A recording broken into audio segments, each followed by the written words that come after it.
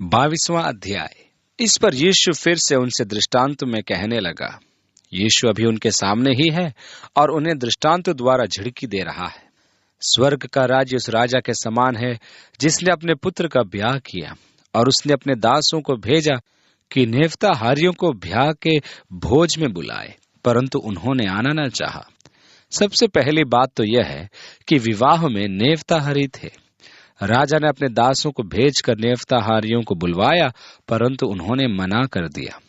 फिर उसने और दासों को यह कहकर भेजा कि नेवताहारियों से कहो, देखो मैं भोज तैयार कर चुका हूं और मेरे बैल और पले हुए पशु मारे गए हैं और सब कुछ तैयार है, ब्याह के भोज में आओ। परंतु वे बेपरवाही करके चल दिए, कोई अपने खेत को, कोई अपने व्यापार को।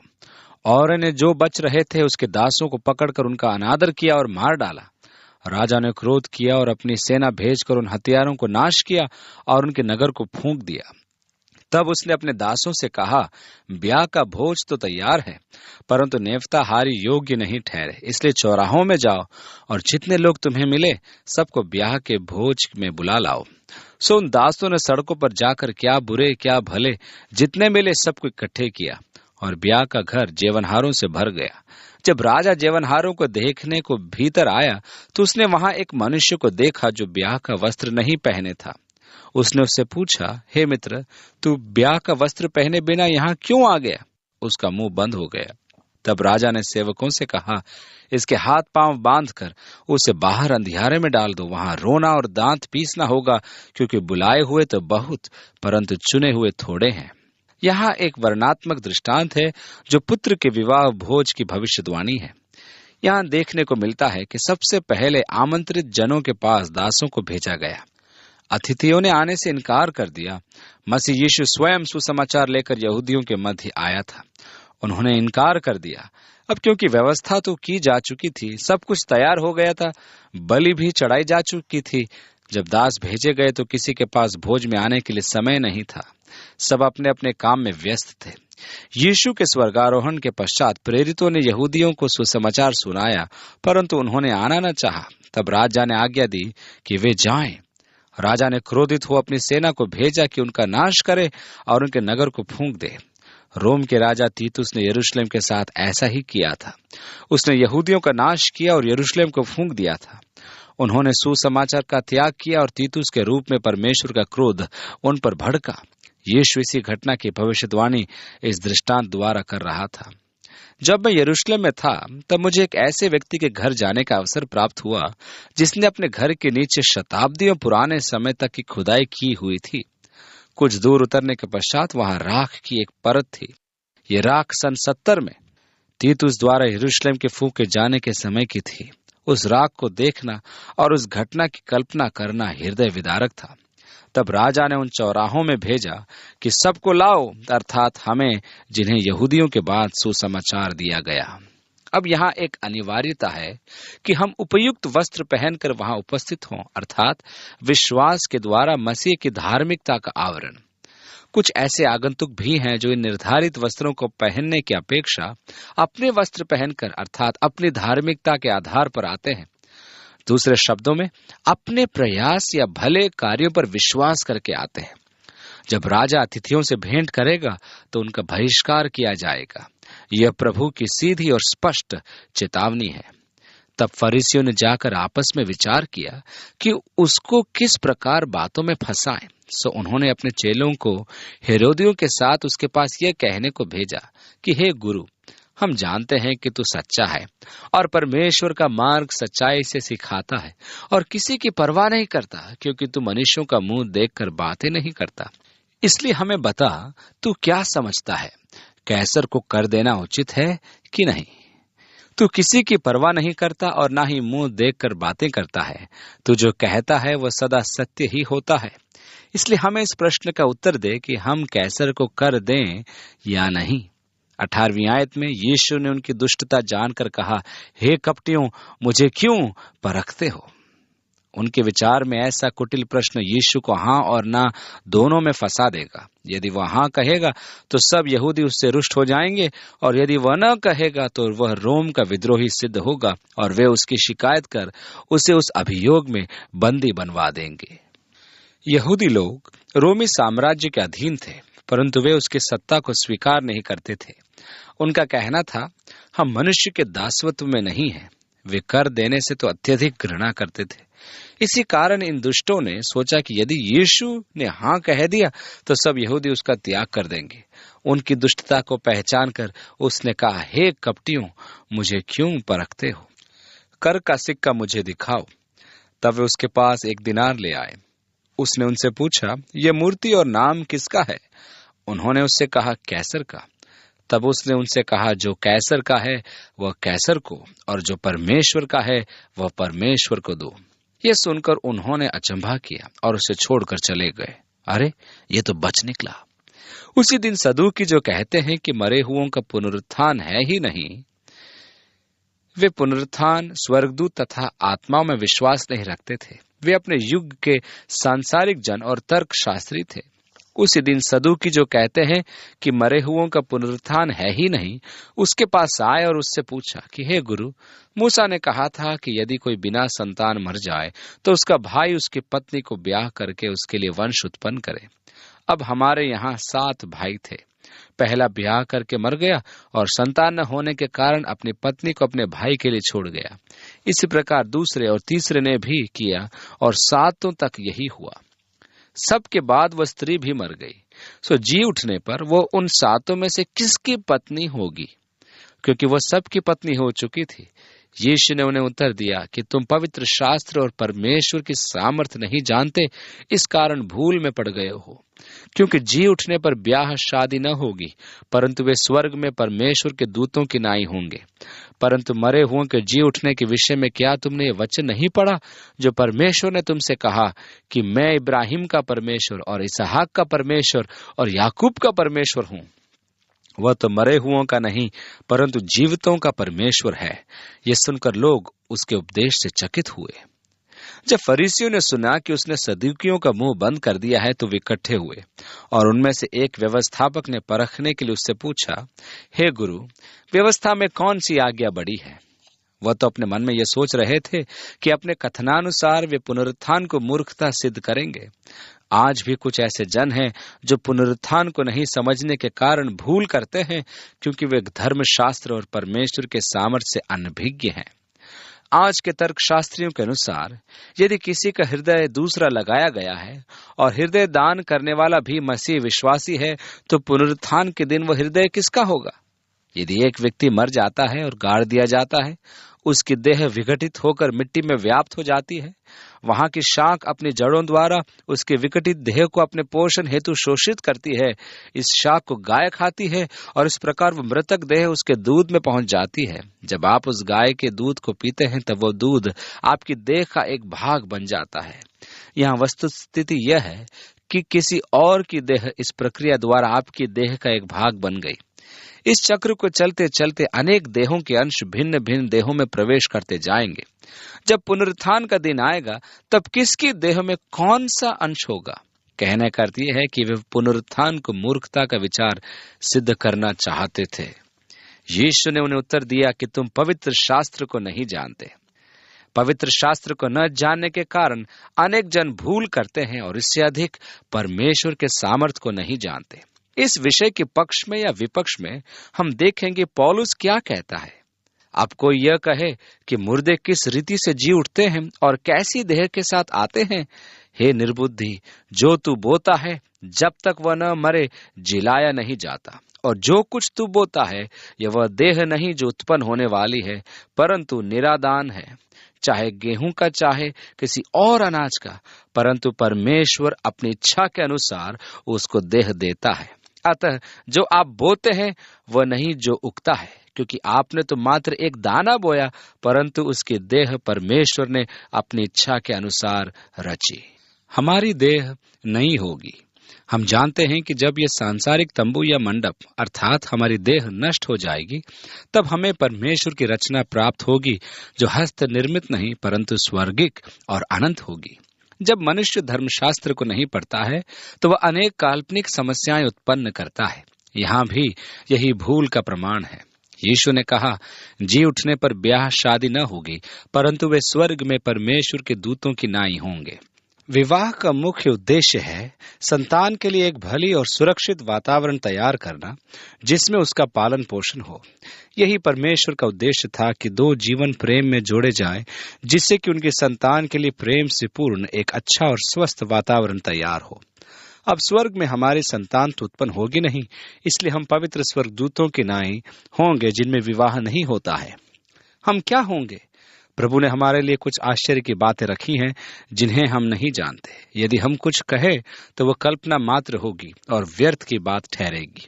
31वीं आयत में, परंतु मरे हुओं के जी उठने के विषय में वे इस विचार के विपक्ष में थे, परंतु यीशु ने कहा, क्या तुमने ये वचन नहीं पढ़ा जो परमेश्वर ने तुमसे कहा कि मैं इब्राहिम का परमेश्वर और इसहाक का परमेश्वर और याकूब का परमेश्वर हूँ? परमेश्वर ने निर्गमन 3 उसके 6 में यह कहा था, जबकि इब्राहिम, इसहाक और याकूब तो कब के मर चुके थे। यीशु ने कहा, वह तो मरे हुओं का नहीं परंतु जीवितों का परमेश्वर है। इसका अर्थ यह हुआ कि वे जीवित हैं, परंतु सांसारिक नहीं, अपितु पुनरुत्थान की देह में हैं। जब जनसमूह ने यह सुना तो उसके सिद्धांत पर अचंभा किया। जब फरीसियों ने सुना उसके सदूकियों का मुंह बंद कर दिया तो वे इकट्ठे हुए और उनमें से एक व्यवस्थापक ने परखने के लिए उससे पूछा, हे गुरु, व्यवस्था में कौन सी आज्ञा बड़ी है? उसने उससे कहा, तू परमेश्वर अपने प्रभु से अपने सारे मन और अपने सारे प्राण और अपनी सारी बुद्धि के साथ प्रेम रख। बड़ी और मुख्य आज्ञा तो यही है, और उसी के समान ये दूसरी भी है कि तू अपने पड़ोसी से अपने समान प्रेम रख। यही 2 आज्ञाएं सारी व्यवस्था और भविष्यद्वक्ताओं का आधार है। पौलुस ने कहा कि व्यवस्था प्रेम में पूर्ण होती है, और जो प्रेम रखता है उसने व्यवस्था को पूरा किया है। संपूर्ण व्यवस्था तथा भविष्यद्वक्ता प्रेम का ही प्रकाशन है और प्रेम की परिभाषा में ही समझे जाते हैं। व्यवस्था का प्रस्तुतिकरण नकारात्मक रूप में था, परंतु यीशु ने उसे सकारात्मक रूप में प्रस्तुत किया। व्यवस्था में आज्ञाएं थीं कि तू किसी अन्य ईश्वर को मत मानना, तू मत करना इत्यादि। यीशु ने उसे सकारात्मक रूप दिया, अपने परमेश्वर से अपने सारे मन, अपने प्राण, बुद्धि और बल से प्रेम रख, अपने पड़ोसी से अपने बराबर प्रेम रख। यही व्यवस्था है। यही संपूर्ण व्यवस्था की मूल उद्घोषणा है कि हम परमेश्वर से प्रेम रखें, जो हमारे पड़ोसी के साथ प्रेमपूर्ण संबंधों से प्रदर्शित होता है, और यही संपूर्ण पुराने नियम का मूल आधार है। संपूर्ण व्यवस्था और भविष्यद्वक्ता इन 2 सिद्धांतों पर आधारित है। जब फरीसी इकट्ठे थे तो यीशु ने उनसे पूछा कि मसीह के विषय में तुम क्या समझते हो? वह किसका संतान है? वे यीशु को मसीहा नहीं मानते थे। अतः यीशु ने उन्हीं से पूछा कि मसीह के विषय में उनकी विचारधारा क्या है और कि वह किसका संतान होगा। उन्होंने उससे कहा, दाऊद का। वे मसीह को मानव पुत्र मानते थे और वे आज भी इसी आशा में उस मसीहा की प्रतीक्षा कर रहे हैं। मसीह परमेश्वर पुत्र है, वे ऐसा सोच ही नहीं सकते। उनके द्वारा यीशु के परित्याग का मुख्य कारण यही था कि यीशु ने स्वयं को परमेश्वर का पुत्र कहा। यूहन्ना रचित सुसमाचार उसके 10वें अध्याय की 30वीं आयत से विदित होता है कि वे यीशु को पत्थरवा करने के लिए तैयार थे, क्योंकि उसने कहा था, मैं और मेरा पिता एक है। उन्होंने पिलातुस से भी यही कहा कि यीशु के लिए व्यवस्था के अनुसार मृत्युदंड ही है, क्योंकि वह अपने आप को परमेश्वर का पुत्र कहता है। उनके रोष का मुख्य कारण यही था। इसी कारण यह प्रश्न उठा, सबसे बड़ी आज्ञा क्या है? यहूदियों की प्रार्थना शीमा, हमारा प्रभु परमेश्वर एक ही है, यह थी, और तू अपने प्रभु परमेश्वर से अपने संपूर्ण मन, प्राण, बुद्धि और शक्ति से प्रेम रख। यह एक शब्द के लिए इब्रानी भाषा में अकाद शब्द का प्रयोग किया गया है। यह शब्द संयोजित एकता का शब्द है, जैसे कलीसिया एक है। इब्रानी में एक के लिए दूसरा एक और शब्द है याकाद, जिसका अर्थ है मात्र एक। परंतु शीमा में प्रत्येक शब्द यखद न कि यखाद है, जिससे स्पष्ट होता है परमेश्वर एक है का अर्थ यह नहीं कि परमेश्वर एकमात्र परमेश्वर, परंतु यह कि परमेश्वर एक होते हुए भी एक से अधिक रूपों का संयोजन है, जिन्हें हम आज पिता, पुत्र और पवित्र आत्मा कहते हैं। वे न तो समझ पाए और न ही समझना चाहते थे कि यीशु अपनी दिव्य अवस्था का वर्णन कर रहा था। वे केवल सुनते ही उसको पत्थरवा करना चाहते थे। इसलिए यीशु ने उनसे ही पूछा कि वे इस विषय में क्या सोचते हैं। उन्होंने कहा, दाऊद का पुत्र, क्योंकि वे सोच ही नहीं सकते थे कि मसीह परमेश्वर पुत्र हो सकता है। परमेश्वर ने दाऊद को वचन दिया था कि वो उसे एक पुत्र देगा जो सदैव उसके सिंहासन पर बैठा रहेगा। इसलिए मसीहा के लिए दाऊद का पुत्र एक जन सामान्य शीर्षक हो गया था। स्मरण कीजिए कि वे अंधे व्यक्ति पुकार रहे थे, दाऊद के संतान यीशु हम पर दया कर। यीशु भी दाऊद के संतान था, परंतु उससे कहीं अधिक परमेश्वर का पुत्र था। पौलुस रोम की कलीसिया को पत्र लिखते समय आरंभ में ही लिखता है, अपने पुत्र हमारे प्रभु यीशु मसीह के विषय में प्रतिज्ञा की थी, जो शरीर के भाव से तो दाऊद के वंश से उत्पन्न हुआ और पवित्रता की आत्मा के भाव से मरे हुओं में से जी उठने के कारण सामर्थ्य के साथ परमेश्वर का पुत्र ठहरा। मरियम का पुत्र होने के कारण दाऊद के संतान और मृतकोत्थान के सामर्थ्य के द्वारा परमेश्वर का पुत्र। इसी कारण उन्होंने कहा, दाऊद के संतान। उसने पूछा, तो दाऊद आत्मा में होकर उसे प्रभु क्यों कहता है? भजन संहिता 110 में वो भजन है जिसमें दाऊद मसीह का मन भावन वर्णन करता है। दाऊद के आरंभिक शब्द है, मेरे प्रभु से यहोवा की यह वाणी है कि तू मेरे दाहिने हाथ बैठ, जब तक मैं तेरे शत्रुओं को तेरे चरणों की चौकी न कर दूं। यह दाऊद मसीह के लिए प्रभु शब्द का प्रयोग करता है। अब यदि मसीहा दाऊद के संतान है तो दाऊद उसे प्रभु क्यों कहता है? उन पृथक समाज में कोई पिता अपने पुत्र को प्रभु कहकर संबोधित नहीं करता था। ऐसा करना वर्जित था। उस समाज में जिसमें पिता अपने मृत्यु तक सर्वे सर्वा होता था, ऐसा विचार अस्वीकार्य था। वहां अधिकार और प्रभुता पिता की ही होती थी। यह उनकी संस्कृति का एक भाग था, इसलिए कोई भी पिता अपने पुत्र को प्रभु नहीं कह सकता था। पुत्र चाहे विवाहित भी हो, अपने पिता को प्रभु कहते थे। अब यदि मसीह अर्थात यीशु दाऊद के संतान है, तो उसने आत्मा की प्रेरणा से उसे प्रभु क्यों कहा? यहाँ ध्यान देने योग्य विषय यह है कि यीशु भी जानता था कि दाऊद ने उस भजन को परमेश्वर के आत्मा की प्रेरणा से रचा था। प्रेरितों के काम में पतरस जब दाऊद के भजन का संदर्भ दे रहा था, तब उसने कहा, पवित्र आत्मा ने दाऊद के मुख से कहा था। यीशु जानता था कि दाऊद परमेश्वर का भविष्यद्वक्ता था और परमेश्वर का आत्मा उसके मुख से वचन बोलता था। ये कैसे हो सकता है कि दाऊद अपने संतान को प्रभु कहे? 45वीं आयत में आगे लिखा है, भला जब दाऊद उसे प्रभु कहता है तब वो उसका पुत्र क्यों कर ठहरा? उसके उत्तर में कोई भी एक बात न कह सका, परंतु उस दिन से किसी को फिर उसने कुछ पूछने का हियाव न हुआ। यीशु मसीह को परमेश्वर पुत्र कहा गया है, जिसमें सामर्थ है। यीशु ने कहा, मेरा पिता मेरी गवाही देता है, आत्मा मेरी गवाही देती है, मेरे काम मेरी गवाही देते हैं। यीशु के ये गवाह हैं। जब यीशु ने यरदन में बपतिस्मा लिया था, तब स्वर्ग से वाणी सुनाई दी थी, यह मेरा प्रिय पुत्र है। तो वह किसका पुत्र है? परमेश्वर ने कहा, वह मेरा प्रिय पुत्र है जिससे मैं अति प्रसन्न हूं। जब रूपांतरण के पर्वत पर यीशु का रूपांतरण हुआ था, तब एक वाणी सुनाई दी थी जो महिमा के बादलों में से परमेश्वर की वाणी थी, यह मेरा प्रिय पुत्र है, इसकी सुनो। पुराने नियम में परमेश्वर ने गवाही दी थी कि यीशु उसका पुत्र है। देखिए, भजन संहिता के 2 अध्याय में उसने कहा, तू मेरा पुत्र है, आज तू मुझसे उत्पन्न हुआ है। 2 शमूएल की पुस्तक उसका 7वें अध्याय की 14वीं आयत में परमेश्वर दाऊद को वचन दे रहा है कि मसीह उसके वंश में से आएगा, मैं उसकी राजगद्दी को सदैव स्थिर रखूंगा, मैं उसका पिता ठहरूंगा और वह मेरा पुत्र ठहरेगा। यशायाह उसके 9वें अध्याय की 6ठी आयत में लिखा है, क्योंकि हमारे लिए एक बालक उत्पन्न हुआ, हमें एक पुत्र दिया गया है। यहाँ मसीह के जन्म के प्रति 2 दृष्टिकोण हैं। पहले, एक बालक उत्पन्न हुआ, दाऊद के नगर में एक उद्धारकर्ता का जन्म हुआ जो मसीह और प्रभु है। फिर हमें एक पुत्र दिया गया, परमेश्वर ने अपना इकलौता पुत्र दे दिया। प्रभुता उसके कांधों पर होगी और उसका नाम अद्भुत, युक्ति करने वाला, पराक्रमी, परमेश्वर, अनंत काल का पिता और शांति का राजकुमार रखा जाएगा। यह एक निर्णायक भविष्यवाणी है। उसके राज्य और शांति का अंत नहीं होगा, परंतु उसे दिया गया पुत्र होना आवश्यक है। यशायाह के 7वें अध्याय की 14वीं आयत में लिखा है, इस कारण प्रभु आप ही तुमको एक चिन्ह देगा। सुनो, एक कुमारी गर्भवती होगी और पुत्र जनेगी और उसका नाम इम्मानुएल रखेगी, जिसका अर्थ है परमेश्वर हमारे साथ। मसीह के विषय में तुम क्या समझते हो? वह किसकी संतान है? आज ये प्रश्न हम सब के लिए महत्वपूर्ण है। आप मसीह के विषय में क्या समझते हैं? वह किसका पुत्र है? वह या तो नासरत के किसी पुरुष का पुत्र है या फिर परमेश्वर का पुत्र है। प्रमाणों के आधिक्य से यही सिद्ध होता है कि वह परमेश्वर का पुत्र है। इस प्रश्न पर आपका उत्तर और आपका दृष्टिकोण अत्यधिक महत्वपूर्ण है।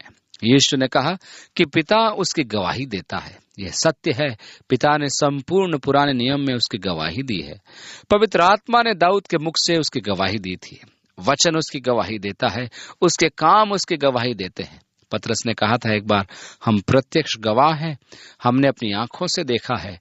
इन सब से अधिक हमारे पास भविष्यवाणी का वचन है। अतः आज यह एक महत्वपूर्ण प्रश्न है, आप मसीह के विषय में क्या समझते हैं? आगे हम 23वें अध्याय का अध्ययन करेंगे। यह अध्याय मेरा अत्यधिक प्रिय अध्याय है। यीशु ने जिस प्रकार का स्वभाव उन कपटियों को दर्शाया, मुझे बहुत ही अच्छा लगता है। कुछ लोगों का कहना है कि यह यीशु मसीह के स्वभाव से मेल नहीं खाता। मुझे तो वहां कुछ भी उससे बेमेल दिखाई नहीं देता। सत्य तो यह है कि उन अध्यायों में मुझे यीशु की कार्य प्रणाली बहुत ही अच्छी लगती है। यदि यीशु ने उन्हें खरी खोटी सुनाई तो अच्छा ही किया।